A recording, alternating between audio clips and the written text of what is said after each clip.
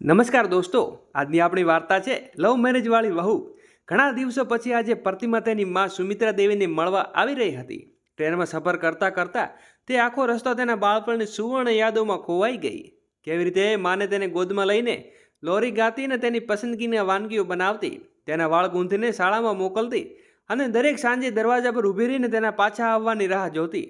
બાળપણની બધી જ યાદો તેની આંખો આગળ ફેરવા લાગી, પણ સાથે સાથે માના વૃદ્ધાવસ્થા અને અવસ્થાની બીમારીનો વિચાર તેની અંદર સુધી વ્યસ્ત થઈ રહ્યો હતો. ઈચ્છા હોવા છતાં તે પોતાના માયકે વારંવાર આવી શકતી ન હતી, અને તેનું કારણ હતું તેની ભાભીનો ઠંડો અને રૂડો વ્યવહાર. પરંતુ જ્યારે માતાને મળવાની તરસ તેની સહનશક્તિ બહાર થઈ જતી, ત્યારે પોતાને રોકવા માટે ઘણું મુશ્કેલ બની જતું. ત્યારે તે બધી ફરિયાદો ભૂલીને પોતાની માને આંચળની છાયા પહોંચી જતી. પ્રતિમાનું માયકું દિલ્હીમાં હતું અને સાસરું ગુડગાંવમાં. તેને માયકે તેની માતા સિવાય એનો એકલવાયો ભાઈ અને ભાભી હતા. પ્રતિમા તેના ભાઈ કરતાં 8 વર્ષ મોટી હતી. તેનો એક દીકરો હતો, તેની ઉંમર 16 વર્ષ હતી. જ્યારે લગ્નના 5 વર્ષ વીતી ગયા પછી પણ તેના ભાઈ અને ભાભીને કોઈ સંતાન ન હતું. જેમ જેમ ગર્ભેશમાં પ્રવેશી તેમ ચારે બાજુ એક અજાણ્યા શૂન્યતા અનુભવાયો, જેના કારણે તેનું હૃદય બેચેન થઈ ગયું. એ સમયે તેની ભાભી પ્રીતિ બહાર આવી અને પોતાની નણંદને જોઈને ચહેરા ઉપર ઉગ્ર બનાવી લીધો. માત્ર ઔપચારિક જાળવીને તેને ફીકી સ્મિત સાથે બોલી, નમસ્તે ચા, રામ રામ. પ્રતિમાને આંખો તેની માતાને શોધી રહી હતી. તેણે થોડી બેચેની સાથે પૂછ્યું, ભાભી, માં ક્યાં છે? પ્રીતિએ રૂખા સ્વરે જવાબ આપ્યો, પોતાના ઓરડામાં સૂઈ રહી છે. અને પછી કોઈ બીજી વાત કર્યા વગર રસોડામાં ચાલી ગઈ. અરે સૂર્યા માથા ઉપર ચડી ગયો છે, અને હંમેશા વહેલા ઉઠનારી માં હજુ સુધી સૂઈ છે? પ્રતિમા પોતાની માતાના ઓરડા તરફ જતા બોલી. જેમ જેમ તે ઓરડામાં પ્રવેશી તેમ તે ગભરાઈ ગઈ ને તેની માં પથારી પર પથરાઈને પડી હતી. ચહેરો કરચલીવાળો જાળ બિછાઈ ગયો હતો. હાડકાં જાણે તે નબળી દેહમાં બહાર નીકળવા આતુર હતી, અને માતાનું શરીર સંપૂર્ણપણે દુર્બળ થઈ ગયું હતું. થોડા વર્ષો પહેલાં સુધીમાં વૃદ્ધાવસ્થા હોવા છતાં પણ તંદુરસ્ત અને હંમેશા હસતી રહેતી, પરંતુ હવે તેનું શરીર એકદમ નબળું પડી ગયું હતું. આ તો 4-5 વર્ષમાં કેવી રીતે થયું કે માતા આટલી વૃદ્ધ લાગવા લાગી હતી? એ સમયે સુમિત્રા દેવી એ પોતાને સુકાઈ ગયેલી હોઠ પર હલકી સ્મિત લાવવાનો પ્રયત્ન કરતાં કહ્યું, હા બેટા, હું બરાબર છું. તું મુસાફરી થઈને થાકી ગઈ હશે, કંઈક ચા નાસ્તો કરી લીધો કે નહીં? સુમિત્રા દેવી કાંપતા અવાજે બોલી. તો પ્રતિમા તુરંત તેની માતાના હાથ ઉપર હાથ રાખ્યો અને નાડીની ગતિ ચકાસી. બધું સામાન્ય હતું. અરે શું થયું? ડૉક્ટર જેવી મારી તપાસ શા માટે કરી રહી છે? એ કહેતા સુમિત્રા દેવી હસવાનો નિષ્ફળ પ્રયાસ કર્યો. ત્યારે પ્રતિમા તેની માતાને નિહાળતા બોલી, તમારું સ્વાસ્થ્ય કંઈક ઠીક લાગતું નથી. શું થયું? સુમિત્રા દેવી એક હલકી સ્મિત સાથે કહ્યું, અરે બેટા, આ તો વૃદ્ધાવસ્થા છે. આ ઉંમરે આ બધું ચાલે જ રહે. બેટી સામે જોઈને તેણે ઉઠવાનો પ્રયાસ કર્યો તો પ્રતિમાએ તુરંત તેની બાહ પકડીને સહારો આપવા માટે હાથ લંબાવ્યો. પણ જેમ જેમ પ્રતિમાએ હાથ લંબાવ્યો, સુમિત્રા દેવી નાના મોઢામાંથી તીક્ષ્ણ આંખો નીકળી ગયું. દુઃખથી ચીસ પાડીને તેની આંખો મીચી ધરી. ખાટ પર પાછી પડતી માને જોઈને પ્રતિમાનું હૃદય ધડકથી થથડી ગયું. તેને સમજવામાં આવી ન હતું કે માને એટલી તીવ્ર પીડા શા માટે થઈ રહી છે. તેને વિશ્વાસ ન હતો અને હળવા સ્પર્શથી માને એટલો દુખાવો કેવી રીતે થઈ શકે? માના અવરોધો છતાં કારણ જાણવા માટે તેણે તરત જ તેમની બાજુ પરથી શોલ હટાવી અને ધ્યાનથી જોયું. આ જોઈને તે આશ્ચર્યચકિત થઈ ગઈ. સંપૂર્ણ બાજુ પર વાદળી કાળા નિશાન હતા. આ કેવી રીતે થયું માં? પ્રતિમાએ આશ્ચર્યથી પૂછ્યું. સુમિત્રા દેવીએ દરવાજા પર ડરાવતી નજર નાખી અને પ્રતિમાના પ્રશ્નનો જવાબ આપવા માટે માં કંઈક કહે તે પહેલાં જ પ્રીતિ અચાનક ચા અને બિસ્કિટ લઈને રૂમમાં આવી ગઈ. ઊંચી અવાજે બોલી, અરે કશું નહીં દીદી, ચાલતા ચાલતા પગ લપસી ગયો હતો, જ્યાંથી માંડી પડી ગયા હતા. આ કહેતા પ્રતિમાએ તરત તેની બાજુમાં ફરીને શોલ ઢાંકી દીધી અને તેને કેવી રીતે જોયા કે સુમિત્રા દેવનું હૃદય ધબકી ગયું. પોતાની ભાભીનો જવાબ ઉપર પ્રતિભા તેને પ્રશ્નાર્થ નજરથી જોવા લાગી. આ વાત પર વિશ્વાસ કરવો તેના માટે મુશ્કેલ હતો, પણ તે બોલી, કંઈ દવા લીધી કે નહીં? હા બેટી, તારા ભાઈએ દવા લાવીને આપી હતી અને હવે દુખાવામાં થોડો આરામ છે. આ વાતો હજી ચાલી રહી હતી ત્યારે સંજીવની રૂમમાં આવ્યો અને તેને જોઈને પ્રતિમાએ પૂછ્યું, ભાઈ, માને એટલી મોટી ઈજા થઈ છે તો પણ તું હજી સુધી ડૉક્ટરને કેમ બતાવ્યું નહીં? સંજીવ કંઈ બોલે તે પહેલાં આ વાર પણ પ્રીતિએ જવાબ આપી દીધો. કટ અવાજમાં બોલી, દીદી, અમારી પાસે એટલો તકો નથી કે નાની મોટી ઈજાઓ માટે વારંવાર માને ડૉક્ટર પાસે લઈ જઈએ. પૈસાની ખોટ તમારા સસુરાલવાળા ન હોય, પણ માયકામાં છે. અમને અમારું ઘર ચલાવવું પડે છે અને ઉપરથી આવનારા કોઈ મહેમાન પણ આવી જાય છે. તમારું શું? સાસુ સસરાની પેન્શન છે અને પતિની સરકારી નોકરી છે, અને 2-3 વર્ષમાં તમારા દીકરાની પણ સારી નોકરી લાગી જશે. ભાભીના તણાવવાળા શબ્દો સાંભળીને પ્રતિમાના હૃદયમાં કડવાશ ભરાઈ ગઈ. તેના હાથમાં ચાની પ્યાલી હતી, પણ હવે તેને પીનું પણ ઝેર પીવાનું લાગતું હતું. પ્રતિમાનું હૃદય ઘણું ઈચ્છું હતું કે તે પોતાની માની સાથે લઈ જાય, પણ તેને પોતાની મજબૂરી હતી કે તેઓ પરિવાર સંયુક્ત પરિવાર હતો, જ્યાં તેના સાસ સસરા પણ સાથે રહેતા હતા. ઘર માત્ર 2 ઓરડાનું હતું. એક ઓરડો પ્રતિમા અને તેના પતિનો, અને બીજો ઓરડો તેના સાસ સસરાનો. દીકરાને ભણાવવા માટે પણ હોટલ બેસવું પડતું હતું. ગુરગાંવ જેવા મોગા શહેરમાં મોટું ઘર લેવું સહેલું ન હતું, અને હવે આવા પરિસ્થિતિમાં પોતાની માને ક્યાં રાખે? ક્યાંક સરળતાના ઝઘડા શરૂ ન થાય, આ વિચારીને તેને ચૂપ રહી ગઈ. પ્રતિમાએ મોટી મુશ્કેલી ત્યાં 2 કલાક વિતાવ્યા. માની બાજુમાં બેઠેલી તે અણસુધી રીતે સમજી રહી હતી કે ઘરમાં કંઈક ખોટું તો ચાલી રહ્યું છે. આખો સમય તેની ભાભી પ્રતિમા નજરો તેમની ઉપર ચોંટી રહી હતી, જાણે તે દરેક વાત હાવભાવથી ચાંપતી નજરે રાખીતી હોય. માની મૌન પીડા અને પ્રતિમાની નિગાહોમાં છુપાયેલું છે અજીબ રોષ. આ બધું જોઈને પ્રતિમાના હૃદયમાં અજાણ્યો ડર ઊભો થવા લાગ્યો. તે સમજી શકતી હતી કે તેની મા એટલી મજબૂર અને લાચાર બની ગઈ છે તો પોતાના દુઃખ પણ કોઈને કહેવા ભય અનુભવતી હતી. અંતે ભરી આંખો અને ભારેલા હૃદયથી જ્યારે તે પાછા ફરવા માટે ઊભી થઈ, ત્યારે તેના પગ મજબૂતીથી આગળ વધ્યા. તેની આંખો ફરી એકવાર મા ઉપર સ્થિર થઈ ગઈ. તે ધ્રુજતી સ્મિત અને પાછળ પોતાની પીડા છુપાયેલો નિષ્ફળ પ્રયાસ કરી રહી હતી. ત્યાં તેના ભાઈ સંજીવ બોલ્યો, ચાલો દીદી, હું તમને ગાડીથી છોડી દઉં. બહાર નીકળીને સંજીવ ગાડી સ્ટાર્ટ કરતો હતો. તે સમયે પ્રીતિ રસોડાના દરવાજેથી 4 કોણ ઉપર ખટો ટેકીને ઊભી હતી. જેસે પ્રતિમા દરવાજા સુધી પહોંચી, ત્યાં જ પાછળથી પ્રતિમાનું ભણભણાવાળું સાંભળ્યું, મહેમાન છો તો મહેમાન તરીકે રહો, વધુ દખલ કરવાની જરૂર નથી અમારા ઘરમાં.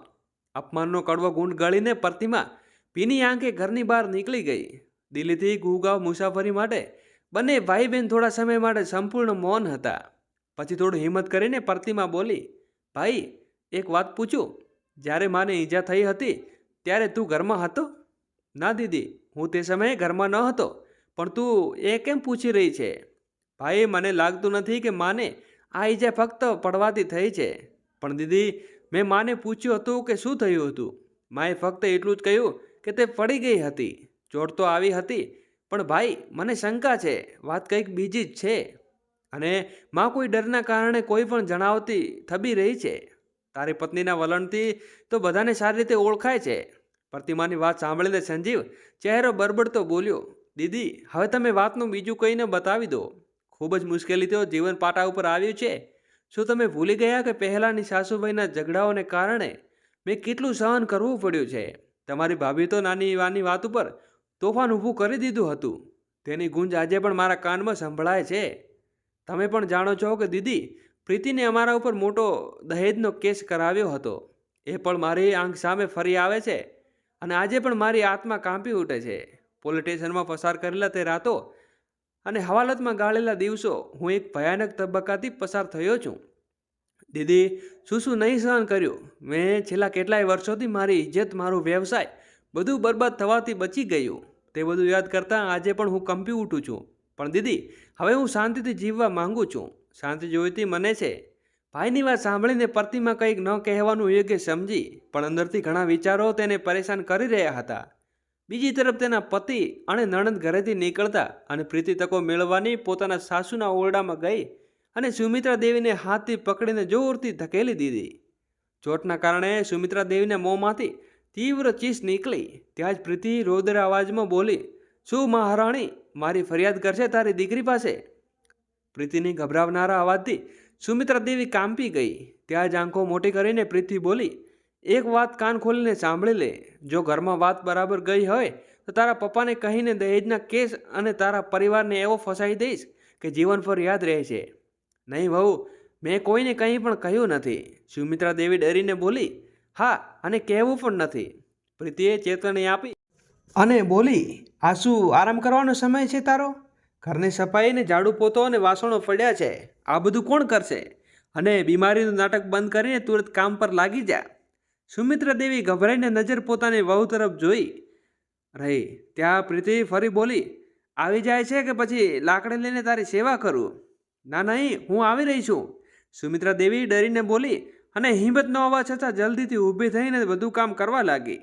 વાસ્તવમાં સંજીવજી અને પ્રીતિનો પ્રેમ વિવાહ થયો હતો. બંને એક જ કોલેજમાં ભણતા અને થોડી જ મુલાકાતમાં બંને નક્કી કરી લીધું કે તેઓ લગ્ન કરશે. તો ફક્ત એકબીજાની સાથે જ. સુમિત્રા દેવી થોડાક લોકોને પૂછપરછ કરી તો ખબર પડી હતી કે પ્રીતિ તેનું પરિવારનું સારું નથી. ઘણા લોકોએ તેને ઘરને સંબંધ ન કરવાની સલાહ આપી, છતાંય પરિવારે પૂરો વિરોધ હોવા છતાં સંજીવ ન માન્યો. બીજી તરફ પ્રીતિએ પણ હઠ કરી લીધી કે લગ્ન કરશે તો ફક્ત સંજીવ સાથે. અંતે પરિવારે બંને જીદ સામે ઝૂકવું પડ્યું અને પ્રીતિ એ ઘરમાં વહુ અને બનીને આવી. સંજીવ ઈચ્છતો હતો કે તેની માતાને સંપૂર્ણ આરામ મળે અને તેની પત્ની ઘરના બધા કામ સંભાળે. પણ પ્રીતિએ ઘરમાં કામ કરવાનું ગમતું ન હતું અને એને ન ઘરમાં રહેવું. તો એ ફક્ત દિવસભર રીલો બનાવી અને સોશિયલ મીડિયામાં પોસ્ટ કરવું જ ગમતું. થોડા સુધી તેને સંસ્કારીને આદર્શ વહુ હોવાનો ઢોંગ કરતી રહી, પણ ધીમે ધીમે તે પોતાના સાચો રંગ દેખાડવાનો. હવે તો રોજ પાર્ટીમાં જવું અને મોંઘા મોમલ્સમાં ફરવું, ફલજુ ખર્ચ કરવું અને સોશિયલ મીડિયા ઉપર પોતાના ફોટા અને વિડીયો અપલોડ કરવું તેની આદત બની ગઈ. અક્ષર સંજીવના કામ પર જતો અને તે ફરવા નીકળી જતી ને સાંજ સુધી પાછી આવતી. અને જ્યારે એ ઘરે રહેતી ત્યારે કોઈ પણ જવાબદારી લેતી ન હતી. ઘરના બધા કામ તેની સાસુ માતાને જ કરવા પડતા. જ્યારે પ્રીતિને પોતાનો સમય અને પોતાની મરજી પ્રમાણે વિતાવી અને સુમિત્રાને દેવી જ્યારે પ્રીતિને સમજાવવાનો પ્રયાસ કરતી ત્યારે પ્રીતિ ઉલટું અને ઉપર બૂમો પાડતી. અને જ્યારે તેમણે તેમના પુત્ર સંજીવને વહુની ફરિયાદ કરી ત્યારે બંને વચ્ચે એવો ઝઘડો થયો કે ગુસ્સામાં આવીને સંજીવે પોતાની પત્નીને 2-4 થપ્પડ મારી દીધી. પછી તો ઘરમાં મહાભારત જેવું યુદ્ધ થઈ ગયું અને વાતે એટલી વધી ગઈ કે સંજીવ તેની માતાને પાઠ શીખવા માટે પ્રીતિને પોતાના પિતાને કહીને મોટો કેસ ફાઇલ કરાવી દીધો. પ્રીતિના પિતા પોલીસ ઇન્સ્પેક્ટર હતા. બસ પછી શું હતું? દહેજની માંગ કરેલી અને ઘરેણું હિસ્સા અને મારપીટનો આરોપ હેઠળ મા અને દીકરાને એવી કલમો ફસાવી દેવામાં આવ્યા કે જેમાં પોલીસ રિમાન્ડ પણ લગાવી હતી. ઘણા પૈસા ખર્ચ પછી પણ જ્યારે કંઈ ન થયું તો પરસ્પર સમજૂતીનો મામલો સળંગવા પડ્યો. તેના પછી તો પ્રીતિએ ઘણા એકત્ર રાજ કરી દીધું. કોઈ પણ તેને જરાક પણ કહી દેતો તો તે હવાલાતની શેર કરાવવાની ધમકી આપવા લાગી. સાથે સાથે એ પણ કહેતી કે આ વખતે તમારા સાથે તમારી દીકરી અને માને પણ કેવી રીતે ફસાવીશું કે આખો પરિવાર જિંદગીભર જેલમાંથી બહાર નીકળી શકે ન. હવે તો સુમિત્રા દેવીના મનમાં પોતાની વહુ પ્રત્યે એવો ભય પેસી ગયો હતો કે તેના કરેલા અત્યાચારો કોઈ જવાબ આપી શકતી ન હતી અને ના તો કોઈ પાસે ફરિયાદ કરી શકતી. પોતાની બહેન પ્રતિમાને પણ ઘરે છોડ્યા પછી સાંજ સુધી સંજીવ ઘરે પહોંચ્યો ત્યારે પ્રીતિ ઘરમાં ન હતી. કદાચ તે બજાર ગઈ હતી. આ વિચારીને સંજીવ માના ઓરડામાં ગયો. અંદર જઈને જોયું તો તે પોતાના પથારી પર નિઢાળ પડી હતી. પ્રતિમાની વાતો વારંવાર તેના મનમાં ગુંજી રહી હતી. સંજીવે ઓરડામાં ઇધર ઉધર જોયું ને પછી થોડો વિચાર કર્યો અને પછી તેના માના પથારીની બાજુમાં આવેલી નાની અલમારી ખોલી તો તેમાં એક ડાયરી રાખેલી હતી. વાસ્તવમાં સુમિત્રા દેવીએ બાળપણથી ડાયરી લખવાનું ખૂબ શોખ હતું. જીવનમાં ઘણી નાની મોટી ઘટનાઓ એ ડાયરીમાં લખતી હતી. આ વાત સંજીવને ખબર હતી કે પણ તેની જાણતો હતો કે તેની ડાયરીમાં શું લખતી હતી. સંજીવે ઉત્સુકતાથી ડાયરી બહાર કાઢી અને ખોલી. ડાયરીમાં પ્રથમ પાના ઉપર લખેલું હતું, મારા જીવનની સફર. સંજીવે પાનું પલટાવી અને આગળ વાંચવાનું શરૂ કર્યું. તે ડાયરીમાં તેની માજી અને અનેક ઘટનાઓ લખેલી હતી. માતાની તીખી મીઠી યાદો વાંચીને સંજીવ હસવા લાગ્યો. પછી જ્યારે તેને આગળના પાનાઓનો પોતે ઉલ્લેખ મળ્યો તો પછી આનંદિત થયો. આજે મારો દીકરો સંજીવ કોલેજમાં સારા ગુણોથી પાસ થયો. મારી મહેનત સફળ થઈ અને આગળના પાના ઉપર લખેલું હતું કે આજે મારા જીવનનો સૌથી મોટો ખુશીનો દિવસ છે. મારા દીકરા સંજીવના લગ્ન છે. પણ જેમ જેમ તે આગળ વાંચવાનું શરૂ કર્યું તેમ તેમ તેની આંખોમાંથી આંસુ વહેવા લાગ્યા. આગળના પાનાઓમાં સુમિત્રા દેવીએ પોતાના વહુ દ્વારા કરેલા દરેક અત્યાચારને વિગતવાર લખ્યું હતું. આજે વહુએ મારા સાથે લાકડીનો ઘા માર્યો. દોસ્તો, વિડીયોને લાઈક કરીને ચેનલને સબસ્ક્રાઈબ કરવાનું ભૂલશો નહીં અને કોમેન્ટ બોક્સમાં જય શ્રી કૃષ્ણ અવશ્ય લખજો. ઘા માર્યો તેણે મારા ઉપર મોં ઉપર ગરમ તમાચો ચા ફેંકી તેને મારા વાળ ખેંચી કાઢ્યા. આ શબ્દ વાંચીને સંજીવના રોક ઊભા થઈ ગયા અને તેની આંખોમાંથી આંસુને ધાર વહેવા લાગી. હું સજા ભોગવી રહી છું. હે ઈશ્વર, અમને અત્યાચારથી વહુના ચંપલમાંથી બચાવો. સંજીવ આ બધું વાંચીને સ્તબ્ધ થઈ ગયો. હવે તેનું સંયમ નક્કી રૂપ લઈ ચૂક્યું હતું. તે શાંતિપણે ડાયરી લઈને બહાર નીકળ્યો અને પોતાના ઓરડામાં જઈને હૃદય સાથે ચીપકાવીને જોરથી રડવા લાગ્યો. તેણે કોઈ પણ રીતે શાંતિ મળી ન હતી. જે માતાને એટલું પ્રેમ કરતો હતો એ જ માતા તેના કારણે આટલા દુઃખી ભોગવ્યા. આ વિચારને કરતાં તેઓ રોવા ઊભો થઈ ગયા. તેની અંદરથી જાણે તૂટી ગયો હોય તે વિચારી રહ્યો હતો કે સવારથી રાત સુધી હું મારા કામમાં એટલો વ્યસ્ત રહેતો હતો. મને ખબર પણ ન હતી કે આ જલીમ સ્ત્રી મારી માતા સાથે આટલું ખરાબ વર્તન કરી રહી હતી. ત્યારે બહારથી ગેટ ખોલવાનો અવાજ આવ્યો. પ્રીતિના આવવાની સાબદી સાંભળીને તરત જ ડાયરી છુપાવીને પોતાની જતનની સંભાળી લ્યો. તેનું મન તો થઈ રહ્યું હતું કે તાત્કાલિક જઈને આ સ્ત્રીનું ગળું દબાવી નાખે, પણ તેને સમજદારીથી કામ લેવાનું યોગ્ય સમજ્યું. આગલી સવારે જ્યારે સંજીવ કામ પર જવા નીકળ્યો ત્યારે સૌપ્રથમ તેણે પોતાની બહેનને ફોન કર્યો અને રડતા રડતા માતાની ડાયરીમાં લખેલી હરકતો જણાવી. જ્યાં જેમણે પ્રતિમાએ તેની માતાને વ્યસ્ત સાંભળી અને તેની આંખોમાં ગુસ્સો છલકાઈ ઉઠ્યો. તે હેરાન રહી ગઈ ને તેનું હૃદય એક વેદનાથી ભરાઈ ગયું. તે પોતાને સાંભળી શકે નહીં ને ફોન ઉપર હાથમાંથી નીચે પડી ગયો અને જમીન ઉપર ધડામ દઈને બેસી ગઈ. પ્રતિભાએ 16 વર્ષનો દીકરો સોનુ જે પાસેથી બેસેલો હતો તે પોતાની માતાની સ્થિતિ જોઈને ચકિત થઈ ગયો. માતા, શું થયું છે તને? આમ કેમ બેસી ગયા? પણ પ્રતિમા તો કંઈ બોલી શકે તેવી સ્થિતિમાં ન હતી. થોડા સમય પછી તેણે પોતાને થોડી શાંતિ આવી અને પોતાના દીકરાને તેની નાની સોનુની નાની પર અત્યાચારની વાત કરી. દોસ્તો, આવી વાત સાંભળીને સોનુએ તેના કાન પર વિશ્વાસ ન આવ્યો. તે થોડો સમય સુધી શૂન્યમાં જોઈ રહ્યો હતો. પછી કહ્યું, માતા, આ સમસ્યાનો ઉકેલ મારી પાસે છે. પ્રતિમાની આંખોમાં ગૂંચવણ અને ભય છલકાતો હતો. તે જાણતી હતી કે કોઈ મજબૂર પુરાવા વિના આ સ્ત્રીને દંડ આપવું અશક્ય હતું. છોકરા, તું નથી જાણતો તારી માની કેટલી ચતુર છે અને તેને પકડવાની કોઈ સરસ સમર્થ માર્ગ જોઈએ. તે પહેલાં પણ તારા મામા અને નાનીને જેલમાં મોકલી ચૂકી છે. હવે માતા, તેને ચિંતા ન કરો, બધા પુરાવા મળી જશે. ફક્ત તમે જે કહું એ કરતા જાઓ. પુત્રની વાત સાંભળીને પ્રતિમાને થોડી રાહત મળી. તેણે તરત જ તેના ભાઈ સંજીવને ફોન કરીને આખી યોજના વિશે જણાવ્યું. સંજીવે તેના ભાણેજનો આઈડિયા ગમ્યો. 2 દિવસ પછી પ્રતિમા અને સોનુ સંપૂર્ણ રીતે તૈયાર થઈને તેના મયંકા પહોંચી ગયા. પ્રતિમાને ફરી ત્યાં જોઈને પ્રીતિ આશ્ચર્યચકિત થઈ ગઈ અને તીવ્રતા સાથે પૂછ્યું, શું દીદી, માત્ર 4 દિવસમાં જ તમે તમારી માતાને એટલી યાદ આવી ગઈ કે ફરી અહીં દોડી આવ્યા? તેણે વ્યંગ સાથે પ્રતિમાને ત્રાંસી નજરે જોયું. પ્રતિભા બોલી, અરે શું છે ને, સોનુના પિતા 2 દિવસ પહેલાં બહાર ગયા છે અને સોનુને તેની નાની સાથે સમય વિતાવવાનો ખૂબ મોહ હતો, એટલે હું તેને લઈ આવી. અને ભાભી, આ ઘર પર અમારું થોડું તો હક છે ને? હા હા, શા માટે નહીં? પ્રીતિ મિથ્યા સ્મિત સાથે બોલી અને ગુસ્સામાં તેના ઓરડામાં ચાલી ગઈ. રાત્રે જ્યારે સંજીવ ઘરે ફર્યો ત્યારે તે પોતાની પત્ની પ્રીતિને કહ્યું, પ્રીતિ, આવતીકાલે મારી ઓફિસની રજા છે, તો કેમ નહીં આપણે ક્યાંક બહાર ફરવા જઈએ? પણ છતાંય મમ્મીનું ધ્યાન રાખવા માટે દીદી છે જ. પ્રીતિ માટે આ સમાચાર ખૂબ ખુશીના હતા, કારણ કે તે પહેલાંની જે જ બહાર જવા માટે તત્પર હતી. એ સાંભળતા તે ખૂબ ખુશ થઈ ગઈ અને બીજા દિવસે વહેલા જે દંપતી ઘરમાંથી નીકળી ગયા. હવે પ્રતિભા અને સોનુ પાસે માત્ર સાંજ સુધીનો સમય હતો. સોનુ ઇન્ફોર્મેશન ટેકનોલોજીનો હોશિયાર વિદ્યાર્થી હતો. મામા મામીના બહાર જતા તેણે તરત જ પોતાનું બેગ ખોલ્યું અને ઝડપથી તેમાં બધું સામાન કાઢવા લાગ્યો. તે ઘરભરમાં સીસીટીવી કેમેરા લગાવવાની તૈયારી કરવા લાગ્યો. ત્યારે પ્રતિમા થોડી ચિંતિત થઈને બોલી, બેટા, મને થોડી ગભરાટ થાય છે. તારી મામી ખૂબ જ ચાલાક છે. જો તેને ડર પર શંકા આવી રહી છે કે કોઈ કેમેરો તે સૌ પ્રથમ તેને તોડશે અને પછી અમારા જીવનમાં એક તોફાન મચાવી દેશે. સોનુ હસતા હસતા બોલ્યો, અરે માતા, તમે શા માટે ગભરાઓ છો? આવું કશી પણ નહીં થાય, કોઈને ખબર પણ નહીં પડશે અને કંઈ લગાવ્યો છે. આ વાયરલેસ કેમેરો છે. ત્યારબાદ તેણે એક નાનકડો કેમેરો કાઢીને બતાવ્યો. માતા જુઓ, આ તમારો નખ કરતાં પણ નાનો છે.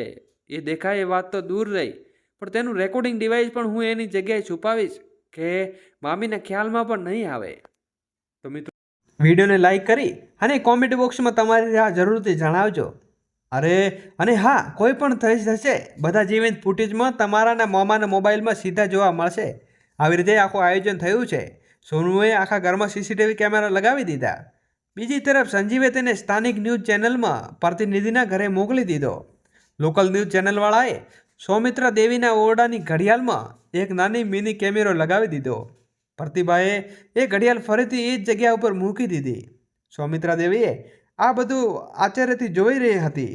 ત્યારે સોનુ બોલ્યો, નાની, હવે તમારી મામી તમારા ઓરડામાં જે પણ તમને કરશે તે બધું કેમેરામાં રેકોર્ડ થઈ જશે અને હવે જો જલ્દી તારું બધું સારું થઈ જશે. આ સાંભળીને જ્યાં સુધી સુમિત્રા દેવીએ રાહત અનુભવી ત્યાં જ પ્રતિભાની ચિંતા વધી ગઈ કે જો આ વાત માતાને ખબર પડી ગઈ તો બધું દિવસો સુધી આ વાત છુપાવી શકશે નહીં અને જો એવું થયું તો કહેર આવી જશે. માં ભલે કંઈ પણ થઈ જાય, પ્રીતિની ખબર પડવી જોઈએ નહીં અને અમે પણ કંઈક લગાવ્યું એવું છે. પ્રતિભાએ કહ્યું. આ સુમિત્રા દેવીનું માથું હલાવીને સંમતિ દર્શાવી દીધી. રાત્રિના સમયે સંજીવ અને તેની પત્ની પ્રીતિ સાથે પાછો ફર્યો. તેઓ બંને બહાર ઝડપથી ભોજન લઈને આવ્યા હતા. તેની પ્રીતિ સીધી તેના ઓરડામાં સૂઈ ગઈ. પ્રતિમા પણ ભોજનમાં બનાવીને તેઓ બધા જને ખવડાવીને ચૂકી હતી. ઘણા સમય પછી આજે સુમિત્રા દેવીને શાંતિથી ખાવાનું મળી રહ્યું હતું. થોડીવાર પછી સંજીવ સોનુ પાસે આવ્યો અને ધીમી અવાજે પૂછ્યું, કામ થઈ ગયું કે? સોનુએ હસતા હસતા જવાબ આપ્યો, હા પપ્પા, હા મામા, બધું સારી રીતે થઈ ગયું છે. તમારો મોબાઈલમાં ફૂટેજ પણ નજર રાખજો. જેમ જેમ કંઈક ગડબડ થાય તો તરત જ પોલીસને ફોન કરી દેજો. આગલે દિવસે સવારમાં સંજીવ તેની બહેનને ગુરુગ્રામ છોડવા ગયો. પાછા ફરવામાં લગભગ 10 વાગી ગયા. જ્યારે તે ઘરે પાછો આવ્યો ત્યારે પ્રીતિએ ઉગ્ર સ્વરે પૂછ્યું, શું કોઈ મને પણ કહેશે કે આખું ઘર શું ચાલી રહ્યું છે? પ્રીતિની વાત સાંભળીને સંજીવ ચમકી ઉઠ્યો. કાંઈ નથી, તે ગભરાઈને બોલ્યો. સાચું? તો પછી દરરોજ તમારી બહેન અહીં શા માટે આવી પડે છે? પ્રીતિએ કડક અવાજે પૂછ્યું. સંજીવે ઊંડા શ્વાસ સાથે જવાબ આપ્યો, તો શું થયું? એનું માયકું છે, જ્યારે ઈચ્છે ત્યારે આવી શકે. આ કહીને સંજીવે તેના ઓરડામાં ગયો અને અલમારી ખોલીને કંઈક શોધવા લાગ્યો. એ જોઈને પ્રીતિ પણ પાછળ આવી ગઈ અને ઊંચા અવાજે બોલી, હા, શા માટે નહીં? એ દરરોજ અહીં આવી રહેશે અને તમે દાસીની જેમ તેની સેવા કરતા રહો. સંજીવ નિરાશ થઈને બોલ્યો, પ્રીતિ, આ મોટી વાત શું છે? મોટી બહેન છે મારી. ચાલો એ બધું છોડી. 3-4 દિવસ પહેલાં જ મેં અલમારીમાં 1 લાખ રૂપિયા મૂક્યા હતા. એ મને ક્યાં નથી મળી રહ્યા. શું તમે લીધા હતા? સંજીવ અલમારી તપાસવા લાગ્યો અને પ્રીતિ બોલી, હા, મને શોપિંગ માટે પૈસા જોઈતા હતા, તેથી લઈ લીધા હતા. બધા પૈસા ખર્ચાઈ ગયા છે. આ સાંભળતા સંજીવ ચોંકી ગયો. શું? 1 લાખ રૂપિયા ફક્ત શોપિંગ માટે ખર્ચી નાખ્યા? મેં આજે તને ડીલર આપવા માટે વચન આપ્યું હતું. મારા વગર પૂછ્યા તું મારા પૈસાને હાથ પણ કેમ અડાડી રાખી શકે? સંજીવ ગુસ્સાથી ભભૂકી ઉઠ્યો અને તે પ્રીતિ પર ચીસો ઉઠી. શા માટે? શું તમને થોડા પૈસા ખર્ચવાનો હક નથી? સંજીવે ગુસ્સાથી કહ્યું, તે થોડા પૈસા નહીં, 1 લાખ રૂપિયા હતા. પ્રીતિ ગુસ્સામાં તેનું ચહેરું લાલ થઈ ગયું અને ત્યાંથી કર્યા વિના જ ઓફિસે જવા નીકળ્યો. સુમિત્રા દેવી પર ફરીથી અત્યાચાર. બીજી બાજુ સુમિત્રા દેવીએ તેના ઓરડામાં બેસીને આ પતિ પત્નીનો ઝઘડો સાંભળી રહી હતી. થોડી જ વાર પછી પ્રીતિ 2 બળી ગયેલી રોટલી નાસ્તો લઈ અને આવી રહી અને તેને જોરથી ટેબલ ઉપર ફેંકી દેતા બોલી, જલ્દી ખાઈ લો અને કામ કરવા માટે તૈયાર થઈ જાઓ. આજે તમારો દીકરી અહીં નથી કે તમે આરામ કરો. સુમિત્રા દેવીએ ભીખ માંગતા કહ્યું, પુત્રવધુ, મારી તબિયત સારી નથી. શ્વાન ફૂલ તો લાગે છે. આજે હું ઝાડુ પોચા નહીં કરી શકું. આટલું કહેતા જ પ્રીતિ પહેલાંની જેમ ગુસ્સે થઈને ભરેલી હતી. સુત્રીમા દેવી ઘરમાં દોડી, હું મારી તબિયત હમણાં જ સારી કરી લઉં. તેણે નાસ્તાની થાળી ઉઠાવીને એક બાજુ ફેંકી દીધી. પછી સુમિત્રા દેવીને પકડીને જમીન ઉપર પટકાળી લેતા અને પછી વેલણ લઈને આવી વેલણ જોઈને સુમિત્રા દેવી ભયથી બૂમો પાડવા લાગી. તેની ચીજ સાંભળીને પ્રીતિ વધુ ગુસ્સે થઈ ગઈ અને તેને વેલણ એક બાજુ મૂકી દીધું અને કહ્યું, સારી હિંમત, ઠીક છે, આજે એકવાર બધું પૂરું કરી દઉં, રોજ રોજ ટાણું ને ખતમ. આ બોલતા તેણે દુપટ્ટો કાઢીને સુમિત્રા દેવીના ગળાની આસપાસ વીંટી નાખ્યો અને ત્યાં જ પોતાનો છોડાવવા માટે સુમિત્રા દેવી આખરે તેને ભૂલ કરી, જેના માટે પ્રતિભા પહેલેથી જ ભય હતો કે તેને ચીસ પાડી બોલી, હા હા, રોજનું ટાણું હવે પૂરું થઈ જશે. તું જે પણ ગંદી હરકત કરે છે તે કેમેરામાં રેકોર્ડ થઈ ગઈ છે. તારા બાપ હવે બધા પૂરા થઈ ગયા છે. ક્રોધથી ભરેલી આંખો સામે સુમિત્રા દેવીએ કશું કહેલું ને સાંભળે એ પહેલાં પ્રીતિને ચહેરા ઉપર રંગ ઉડી ગયો. તે આશ્ચર્યથી આંખો પહોળી કરીને જોવા લાગી. શું કહ્યું કેમેરા? દોસ્તો, આગળ સ્ટોરી શરૂ કરીએ એની પહેલાં વિડીયોને લાઈક કરી અને એક નાની એવી કોમેન્ટ કરી દો, જેથી અમને વિડીયો બનાવવામાં મોટિવેશન મળી શકે. હા કેમેરા, હવે તું બચી શકે નહીં. તારા વિરુદ્ધ બધા પુરાવા એકઠા થઈ રહ્યા છે. ક્યાં છે કેમેરા? પ્રીતિ ગુસ્સાથી બોલીને વધુ દબાણ આપીને સુમિત્રા દેવીને ધબકારાના હાથ અને આંગળીઓની સામે રાખી અલમારી પર પડેલા એક નાના ડિવાઇસ તરફ ઇશારો કર્યો. તેને જોઈને પ્રીતિ ગભરાઈ ગઈ અને પછી બોલી, અચ્છા, આ બધું કામ કરવા માટે તારી દીકરી અહીં આવી હતી, પણ હું તેની આ ચાલ સફળ થવા નહીં દઈ શકતી. એવું કહીને તેણે તત્કાળ તેના પિતાને ફોન કર્યો અને તેમણે તરત જ આવવા કહ્યું. પછી કેમેરા ડિવાઇસ અને બધી વાયરલેસ ખેંચીને જોયું તો થોડા જ સમયમાં તેના ઇન્સ્પેક્ટર પિતા સાથે મળીને પ્રીતિને બધી વાયરલાલ કાઢીને ડિવાઇસને સંપૂર્ણપણે ચકનાચૂર કરી નાખ્યું. પિતા દીકરી પોતાની સફળતા પર ખૂબ જ ખુશ હતા, પણ તેમને ખબર ન હતી કે સંપૂર્ણ ફૂટેજ પહેલાંથી જ સંજયના મોબાઈલમાં રેકોર્ડ થઈ ગઈ છે. આટલું જ નહીં, ત્યાં હજુ પણ એક કેમેરો સંપૂર્ણ રીતે કાર્યરત હતો, જેના વિશે સુમિત્રાબેનને પણ જાણ ન હતી. લોકલ ન્યૂઝના ફેસબુક પેજ પર આ બધું આખી ઘટના લાઈવ પ્રસારિત રહી હતી, જેમાં પ્રીતિ અને તેના ઇન્સ્પેક્ટરના પિતાની બધી હરકતો લાખો લોકોએ નિહાળી લીધી હતી, કારણ કે મામલા પોલીસ સ્ટેશને અને ઇન્સ્પેક્ટર સાથે જોડાયેલો હતો. એસપી સાહેબે આ પણ મુદ્દા ઉપર ધ્યાન આપવું પડ્યું. આગળ વધતા પહેલાં જ્યાં લોકલ ન્યૂઝ રિપોર્ટર અને એસપી સાહેબ ટીમ સાથે સંજીવ પણ ત્યાં પહોંચી ગયો. દોસ્તો, ત્યારે આવી ઘટના બની ત્યારે ઘટના સ્થળે પહોંચતા જ સુમિત્રાબેન એક ખૂણામાં સંકુચાઈને બેસી ગયા હતા અને ડરના કારણે ચીકીઓ લઈ રહ્યા હતા. જમીન ઉપર ક્યાંક રોટલી ને ક્યાંક શાકભાજી બીખડાઈ પડી હતી તો ક્યાંક થાળી પણ પડેલી હતી. એક જગ્યાએ વેલણ પડ્યું હતું ને બીજી જગ્યાએ તેને કેમેરાનો ડિવાઇસ તૂટીને ગયું હતું. ઓરડાની દરેક વસ્તુ અવ્યવસ્થિત હતી. પ્રીતિ અને તેના ઇન્સ્પેક્ટર પોતાને પોલીસને અટકાવતા કરી અને આજે તેમના વિરુદ્ધ એટલા બધા મજબૂત પુરાવા ભેગા થયા હતા કે જે પિતા આજ સુધી તે પ્રીતિને બચાવી રહ્યો હતો તે પણ હવે તેના દીકરી માટે કંઈ કરી શકતો ન હતો. થોડા જ સમયમાં પ્રતિભા પણ ત્યાં પહોંચી ગઈ. આગામી 2 કલાકમાં આ ક્રૂર વહુની હરકતો લગભગ દરેક ન્યૂઝ ચેનલ પર પ્રસારિત થઈ ગઈ. આ વિડીયો એટલો વાયરલ થયો કે દેશમાં તમામ મોટા મોટા ન્યૂઝ ચેનલોએ આ સમાચાર બતાવ્યા. 2 દિવસ પછી પ્રીતિના પિતાએ પોલીસની નોકરીમાંથી સસ્પેન્ડ કરી દેવામાં આવ્યા અને બાપ દીકરીએ પકડીને કોર્ટ કેસ ચલાવવામાં આવ્યો. આ દરમિયાન સુમિત્રાબેને નિવેદન લેવામાં આવ્યું અને તેનું પડોશીઓની પણ પૂછપરછ કરવામાં આવી. દોસ્તો, આજે આગળ વિડીયો શરૂ કરીએ એની પહેલાં કોમેન્ટ બોક્સમાં જય શ્રી કૃષ્ણ લખવાનું ભૂલશો નહીં. અને આવી કેટલીક પછી જે કોર્ટનો ચુકાદો આવ્યો હતો તે લોકલ અને નેશનલ ન્યૂઝ ચેનલો પર કેસનો હાઇલાઇટ કર્યો. સમગ્ર દેશમાં નજરોમાં આ ચુકાદો પર ગોઠવાઈ ગઈ હતી. પુરાવા અને નિવેદનના આધારે કોર્ટનો ચુકાદો આવ્યો. પ્રીતિએ આ ગંદા ગુનામાં આજીવન કેદની સજા ફટકારવામાં આવી અને તેના પિતાને પોલીસની નોકરીનો દુરુપયોગ કરવા અને પુરાવા નષ્ટ કરવાનો પ્રયાસ કરવા બદલ 10 વર્ષની જેલની સજા કરવામાં આવી. આ કાયદો ચુકાદો સાંભળતા જ આખો કોર્ટરૂમ તાળીઓથી ગડગડાટી ઉઠ્યો અને ગુંજી ઉઠ્યો. સમગ્ર દેશવાસીઓએ કોર્ટના નિર્ણયની પ્રશંસા કરી. આજે સોનુની મજબૂરી અને સમજદારી બુદ્ધિથી માત્ર સુમિત્રાબેનને જ નહીં, તેમના વહુ અત્યાર સુધી મુક્તિ મળી, પણ સંજીવને અને તેના જાલિમ પત્નીની ગુલામીમાંથી છુટકારો મળ્યો. તો મિત્રો, તમને આ વાર્તા કેવી લાગી?